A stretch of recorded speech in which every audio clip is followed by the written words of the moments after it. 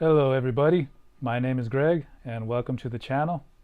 Today I want to talk about what I was talking about on my last upload, which was I was explaining a moon ritual that I either came up with. I mean, I thought of it myself, but who knows, maybe it's already out there. I don't know. I don't want to take credit for something that I didn't really discover myself, but it's about taking in energy from the night before the full moon, taking in the moon's energy and empowering yourself with that energy. And really, when you know which where your moon is, what sign your moon is in, and the constellation, it's really empowering as far as learning what that moon represents and really empowering yourself with the positive traits of that moon. I was talking about that on my last upload, but yeah, I wanted to talk about some other things, but I didn't really get to them, so I wanted to talk about them today. So yeah, I remember the first time that I did this moon ritual, and I had stopped. I was on the side of a mountain, and it was nighttime. You know, the moon had already risen up really high, so I really couldn't really look at it by still keeping my neck down. You know, and when you look up like this, your neck starts getting really sore. So I had stopped, but I was just really feeling that energy from the moon. You know, I was really like high, and I was just still standing there on the side of this mountain, feeling really relaxed. And all of a sudden, this bird came and flew right next to this small tree. It wasn't a tall tree, really small. I don't know, maybe 2 stories high, probably 1.5 stories high, and it didn't have much leaves on it. It might have been a dead tree. I don't know. Wasn't too many greenery on it.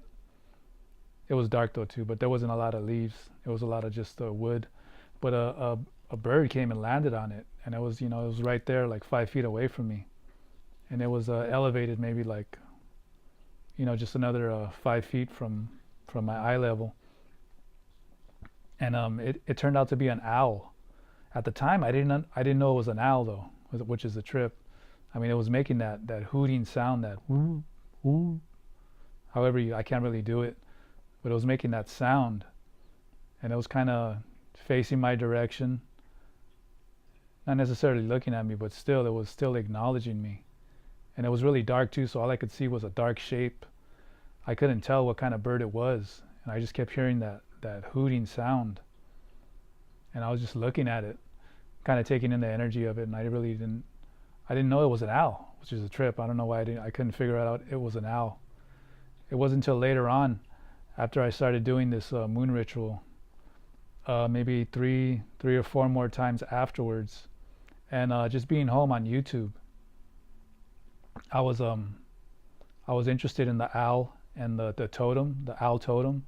I can't remember why I wanted to really look it up on YouTube, but I just ended up looking up the owl totem, and I was checking out the traits of it and all that. And on the sidebar of YouTube came up some guy talking about owls and UFOs, and I was like, well, what's that about? Let me check that out. And so he was talking about the connection of owls and UFOs. That's a whole thing that's going on. But he showed a clip of an owl that he filmed, and it started making that sound, that hooting sound, and it was the exact sound that I heard that time when the owl flew in front of that tree right in front of me. So then I figured out, oh, it was an owl. Oh man, I didn't realize it was an owl. So it took me months later to finally realize it was an owl. And it was right there, right next to me. There was an energy exchange going on, because I was paying a lot of attention to it, just kind of tripping out that a bird was just landing so close to me. And it was pretty big. It was a big bird. It was just it was so dark, I couldn't tell what kind of bird it was. I couldn't see no features. But yeah, so I finally realized it was an owl, and I was looking up the owl totem. And the owl totem represents like this silent knowledge, this deep wisdom. It's also, it has connections to darkness, which a lot of humans are afraid of the dark. This represents the fears that lie within our souls, our consciousness. It represents facing our fears, really looking inside ourselves and getting comfortable with what's going on. The dark and the light, finding that balance between the dark and the light, creating that bridge between the two. And just that bridge creates a lot of stability in our lives. And the bird also, the owl, how a lot of them look like they have ears, pointy ears, but they're not ears. They're just tufts of hair. And that really represents this ability to hear what people are really saying to you. Like you may not really listen to what they're saying with their words, but you can really tell what they're really saying, what their really real intentions are. You know what I mean? So it makes it hard for people who have owl totem to be deceived by people, because they sense the souls of people. They can look into people's eyes and really sense the deepness of their soul and tell if, are these people really have good intentions with what they're saying to me? What's going on here? So it represents this ability to not be deceived, really hearing what people are really saying. So I like that. I was attracted to what that was saying, and it's really connected to clairaudience. Having this intuitive ability, this knowing of people you're around, your surroundings and vibrations. It represents a silent wisdom, and it represents astral projection. It's represents fertility too, and then the moon too. The moon represents fertility. The moon is the intuition. It's the mind. And so I was experiencing all these connections. And just the other day too, when I went out into nature, there was the last 2 times that I went out into nature, I've been experiencing owls. Owls have been coming into my life, and I get there in nature around 5 in the morning when it's really dark. And they just I go into the certain spots off of the hiking trails. I arrive at 5 in the morning, so most of the time I'm the only one there. And it's really cool to really experience that energy of the darkness. It's and so the first time there was an owl. I saw an owl next to a tree that I was standing next to, and just the other day, I saw another owl flew right next to where I was. It was right in front of me, a tree right in front of me, and it was right there hooting. But right before that owl flew there was 2 other owls. Got these gloves on, it's cold. There was these 2 other owls that flew from west to east, and they landed on some trees a little farther in the distance, but I could hear them hooting. And then came that other owl, flew right in front of me, and that one was hooting too. Both of these times, basically I was just looking in their direction, exchanging that energy with them, and eventually they flew off. Both times so far they flew off to the west. And I just decided to go walk in that direction, go see what's going on, go explore. Maybe there's a connection there, maybe not, I don't know. Both of those times, these last 2 times, there's been a cat in the same certain area that I go to too, which is really a power spot for me too, where I've encountered other experiences with animals. I'll talk about those later, but yeah, I've been encountering, really hearing a cat meowing, really getting my attention. And it always sounds like it's just not too far away, and it's meowing, but I can't see it because it's dark still. Maybe it's like 5:30 in the morning still, the sun hasn't come up yet, it's complete darkness. And I always get closer to the cat, and I'm calling out to it, hey, I hear you, hey, what's up, where are you at? And I'll get closer, and then I'll hear it meow again, and then it's like farther away.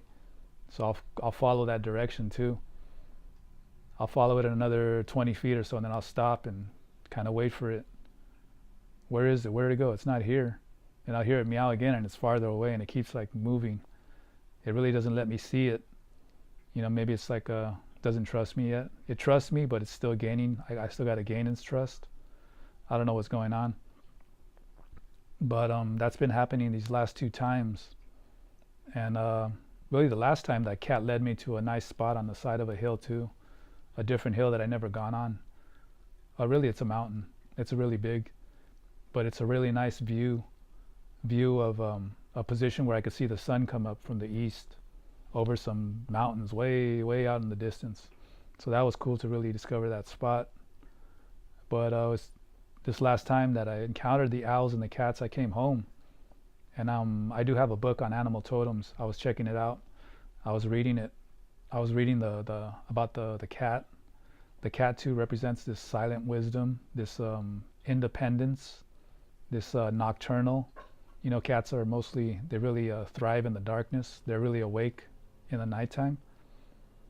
You know, a lot of times during the day, they're just right there sleeping. So they represent this independence, this darkness. It's kind of like similar to the owl. And I turned the pages to check out the owl totem, to read the owl totem. It had been a while since I read it. And I think it was on that first paragraph, one of the first things that I read, it said that the owl is sometimes called a cat with wings. So I read that and I was like, what a trip. Here goes like a synchronicity there. You know, there's a connection to owls and cats. They kind of have this similar, this solitary experience in being in the darkness, and they're really silent, going about their business. So, you know, and I'm experiencing owls and cats in the same time periods, which is a trip, you know. So I'm just looking at the traits of these, the owls and the cats, and seeing what the lessons are, you know. And it's all about looking inside the darkness of the mind, of the soul, which is really about overcoming past life karma, you know. Any kind of obstacles that come into our life is all about things that we need to overcome in this life, in other lives. These things are always going to keep coming up, and you know, it's up to us to really face them and get over them, you know, to really evolve our souls. And yeah, it's really a trip. The owls and the cats, you know, cats are very curious too. So, and I have this curiosity to really get to know my soul, you know, really want to know what's really going on, really want to pursue my soul's greatest joy. And yeah, that's all I wanted to talk about. I'll leave the link for the moon ritual, the first video I made, on the bottom. And if anybody's interested in getting the Thunder Astrology readings, I'll leave a link on the bottom too. It's a form of Vedic astrology, connecting your higher, lower, middle self based on your Vedic astrology chart. I find out which planet is best for you to do a mantra to. This is going to help you really connect to your greatest joy in this life, and it's going to really empower you with a lot of energy from that planet and the deity that's associated with that planet. And this is based on your personal chart, so it's really nice and calculated for you. Really powerful thing. So I'll leave the link on the bottom. Anybody's interested. All right. Talk to you guys later.